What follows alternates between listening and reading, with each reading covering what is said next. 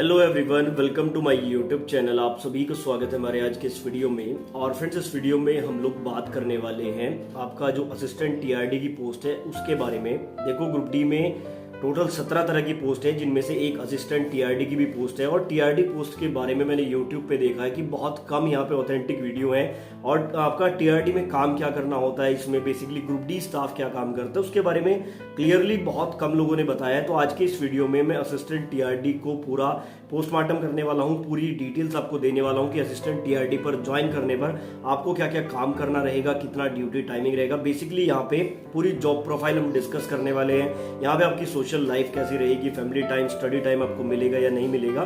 तो ये बेसिकली आप लोग इस तरह से देख सकते हैं कि पूरी सीरीज हम इसमें लेके चलेंगे। और जो जो मेन पोस्ट है उसके बारे में आपको डिटेल में बताऊंगा, ठीक है ना। कुछ पोस्ट के बारे में तो आपको पता ही है, जैसे ट्रैकमैन क्या करते हैं सभी को पता है, पॉइंट्समैन क्या करते हैं। लेकिन कुछ पोस्ट ऐसी है जिसके बारे में स्टूडेंट को नहीं पता है, जैसे असिस्टेंट टीआरडी भी उसमें से एक है। तो चलिए आज के इस वीडियो में कंप्लीट एनालिसिस हम लोग करने वाले हैं। उससे पहले आप चैनल को सब्सक्राइब करके बेल आइकन को प्रेस कर लीजिए ताकि सभी वीडियो का नोटिफिकेशन आपको मिलता रहे।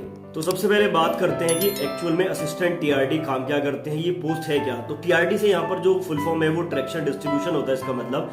अब बेसिकली अगर इसको एक वन वर्ड में हम डिफाइन करना चाहें पूरी पोस्ट को, तो आप लोगों ने देखा होगा कि जो इलेक्ट्रिक आपकी ट्रेन्स होती हैं, उन ट्रेन्स के ऊपर जो आपकी इलेक्ट्रिसिटी जहां से मिलती है वो पूरी मेंटेनेंस का काम, उन वायर्स में इलेक्ट्रिसिटी का सप्लाई करने का काम, ये सारा काम यहाँ पे असिस्टेंट टीआरडी डिपार्टमेंट में आता है। अब आप लोग ज्वाइन करेंगे ग्रुप डी स्टाफ पे। तो ग्रुप डी स्टाफ यहाँ पे क्या काम करते हैं, देखो आप लोगों ने देखा होगा एक तरह का ये जो आप स्क्रीन पर भी देख रहे हैं, इसको टावर वेगन बोलते हैं। बेसिकली इस टावर वेगन पर आपकी ड्यूटी लग सकती है। यहाँ पे बेसिकली टावर वेगन करता क्या है, जो भी इनको एरिया मिलता है उस एरिया में इलेक्ट्रिसिटी का प्रॉपर सप्लाई, इलेक्ट्रिसिटी की जो वायर्स होती हैं ऊपर, उन वायर्स की मेंटेनेंस, कहीं पर इमरजेंसी में अगर ब्रेकडाउन हो गया उस ब्रेकडाउन को रिमूव करना। तो ये सारे काम यहाँ पर बेसिकली इस पोस्ट में रहते हैं। एक ग्रुप डी स्टाफ यहाँ पे क्या काम करता है, आपके साथ यहाँ पे इलेक्ट्रिशियंस होते हैं, आपके साथ जेई होते हैं, वो लोग काम करते हैं। आपको एज अ असिस्टेंट वहां पे काम करना होता है, उनको असिस्ट करने का काम रहता है। तो बेसिकली अगर देखा जाए 1800 ग्रेड पेपर जब आप ज्वाइन करते हैं ग्रुप डी में, तो आपका काम सिर्फ असिस्ट करना होगा। जैसे अगर वेगन को कहीं ले जाना है तो उसमें टूल्स को चेक करना, टूल्स की लोडिंग करना, अनलोडिंग करना है, छोटे मोटे जो काम होते हैं जैसे जो सीडी वगैरह होती है उसमें हेल्प करना। यानी कि मेन काम यहाँ पे आपके टेक्नीशियंस करते हैं, आपको उनके साथ में असिस्ट करना होता है। अब मैं आपको एक चीज बता दूं, जब ग्रुप डी में आप ज्वाइन करेंगे, अगर आपको ये ट्रैक्शन डिपार्टमेंट मिलता है तो यहाँ पे भी आपको 3 तरह से पोस्ट मिल सकती है।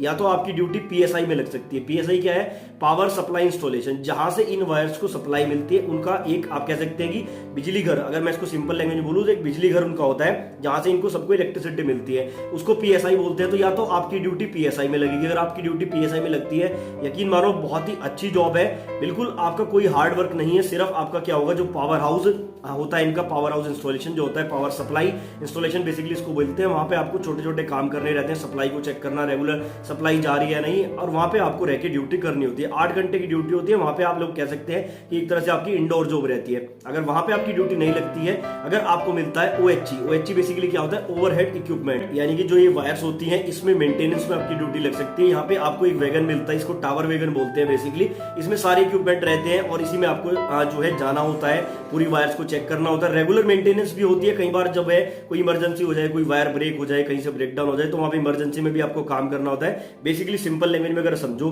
अगर आपको पीएसआई मिलता है, ठीक है, पावर सप्लाई इंस्टॉलेशन में अगर आपकी ड्यूटी लगती है, तो वहां से सप्लाई प्रॉपर इन वायर्स को मिलती रहे और वहां पे आपकी ड्यूटी रहेगी, इंडोर जॉब रहेगी, 8 घंटे की ड्यूटी रहती है। अगर आपको ओएचई मिलता है, ओवरहेड इक्विपमेंट, यानी कि यहाँ पे आपको जो ड्यूटी है वो आपको आपकी टावर वेगन पे मिलेगी। इस टावर वेगन में आपको ऐसा असिस्ट करना होता है। यहाँ पे बेसिकली होता क्या है, मैं आपको बता दूं, यहाँ पे हर पर्टिकुलर स्टेशन पे ड्यूटी नहीं मिलती है। एक जैसे आपका बीच में मेन स्टेशन है, उसके आसपास में 40 से 50 किलोमीटर के एरिया में जितने सब स्टेशन है, वहां तक का एरिया आपको मिलता है। उस एरिया में जितनी भी आपकी वायर्स होती है, इन वायर्स की मेंटेनेंस, रेगुलर मेंटेनेंस होती है, आपकी वीकली भी होती है, 15 दिन पे भी होती है, मंथली भी होती है, वो मेंटेनेंस आपको करनी होती है। कहीं पे अगर टूट फूट है तो उसको दूर करना होता है, कहीं पे अगर सप्लाई में कोई दिक्कत आ रही है वो सप्लाई आपको करनी होती है। बेसिकली यहाँ पर क्या होता है कि 40 से 50 किलोमीटर का एरिया आपको दिया जाता है। अब देखो ये वाली जॉब ऐसी है, अगर आपको यहाँ पे जो है ओएचई भी मिलता है, ओएचई में भी अगर आपकी ड्यूटी लगती है ओवरहेड इक्विपमेंट में, तो यहाँ पर जब आप टावर वेगन पे रहेंगे ना, तो यहाँ पे ऐसा नहीं है कि आपको लगातार 8 घंटे की ड्यूटी करनी है। अगर यहाँ पे होगा क्या, अगर यहाँ पे सप्लाई प्रॉपर चल रही, कोई दिक्कत नहीं है, तो हो सकता है कि 2 से 3 घंटे में आप अपनी रेगुलर चेकिंग करके वापस आ जाएं और आपका काम वहां पे खत्म हो जाता है। लेकिन इसमें क्या होता है, कई बार इमरजेंसी में रात को भी जाना पड़ता है, कई बार कहीं पे लॉकडाउन हो गया या फिर कोई इमरजेंसी आ गई तो वहां पे आपको जो है रात में भी ड्यूटी करनी हो सकती है। कई बार क्या होता है कि कहीं दिन में आप ड्यूटी कर रहे हैं लेकिन काम ज्यादा बड़ा है तो 5 से 6 घंटे भी लग सकते हैं। वैसे मिनिमम ये 8 घंटे की आपकी पोस्ट रहती है। नाइट में इमरजेंसी में आपको जाना पड़ सकता है, अदरवाइज नहीं जाना होता है। अगर देखा जाए तो बहुत ही अच्छी पोस्ट है, ट्रैक मेंटेनर से तो कहीं ज्यादा बेहतर है। और एक सबसे बड़ा फायदा मैं आपको बता दूं, इस वाली पोस्ट में सैलरी बहुत ज्यादा बन जाती है, क्योंकि देखो आपको 50 किलोमीटर का एरिया मिलता है और उस एरिया में जितना आप डेली ट्रेवल करते हैं उसके ऊपर आपको ट्रेवलिंग अलाउंस मिलता है। मैं मिनिमम आपको बता दूं, मिनिमम 5 से 7 हजार रुपए आपको स्टार्टिंग में यहाँ पे ट्रेवलिंग अलाउंस मिलना स्टार्ट हो जाएगा, क्योंकि इस पोस्ट में आपका काम ही यहाँ पर पूरा ट्रेवल करने का है। तो 8 किलोमीटर से ज्यादा के एरिया में जैसे ही आप ट्रेवल करते हैं तो आपका ट्रेवलिंग अलाउंस जुड़ना स्टार्ट हो जाता है। तो ट्रेवलिंग अलाउंस के कारण इस वाली जॉब में सैलरी बहुत अच्छी बन जाती है। उसके अलावा अगर हम लोग बात करते हैं प्रमोशन की, तो मैं आपको बता दूं इलेक्ट्रिकल डिपार्टमेंट में ये पोस्ट आती है। प्रमोशन के यहाँ पे एक तो एलडीसी, दूसरा जीडीसी, ये दो तो आपको पता ही है कि एलडीसी आप एग्जाम देके अपने डिपार्टमेंट में प्रमोट हो सकते हैं, दूसरा जीडीसी के द्वारा भी। लेकिन इस वाली पोस्ट में ना आपका रेगुलर प्रमोशन भी बहुत अच्छा है। 3 से 5 साल के अंदर आपको पहला प्रमोशन मिल सकता है और आप टेक्नीशियन 1 बन सकते हैं। टेक्नीशियन 1 जो है 19,900 आपका जो है ग्रेड पे हो जाएगा। 18,000 से आप सीधा 19,900 में चले जाएंगे। उसके बाद आप टेक्नीशियन 2 भी बन सकते हैं, वहां पे जो आपका ग्रेड पे है वो 29,000 के राउंड हो जाएगा। तो यहाँ पे रेगुलर जो प्रमोशन है उसके भी चांसेस बहुत ज्यादा रहते हैं। अगर बात करता हूँ यहाँ पर इनकी ड्रेस की, तो ड्रेस यहाँ पे स्काई कलर की शर्ट होती है, ब्लू कलर की पैंट होती है, अभी तक तो ये था।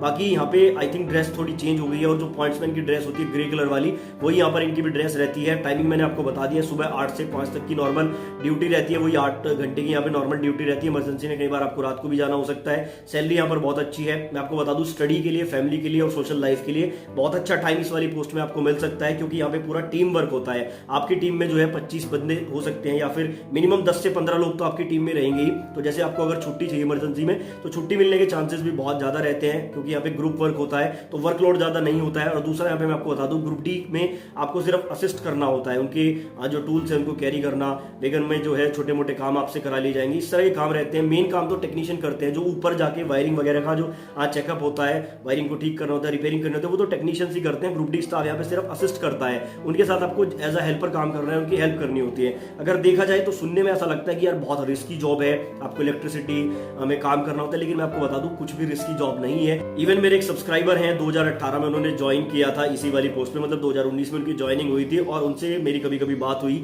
तो उन्होंने बताया कि सर बहुत ही अच्छी पोस्ट है, कोई दिक्कत नहीं है, यहाँ पे छुट्टी आराम से मिल जाती है, सोशल लाइफ बहुत अच्छी है, रेस्ट भी मिल जाता है प्रॉपर और ज्यादा टिपिकल काम भी नहीं होता है। तो देखो ट्रैक्शन डिपार्टमेंट की ये पोस्ट है, बहुत अच्छी पोस्ट है। अगर ग्रुप डी में आपको मिल जाती है तो आपकी यहाँ पे सैलरी के साथ साथ सोशल लाइफ भी बहुत अच्छी रह सकती है। ठीक है, इस पोस्ट के बारे में मैक्सिमम जानकारी मैंने आपको इस वीडियो में देने की कोशिश की है।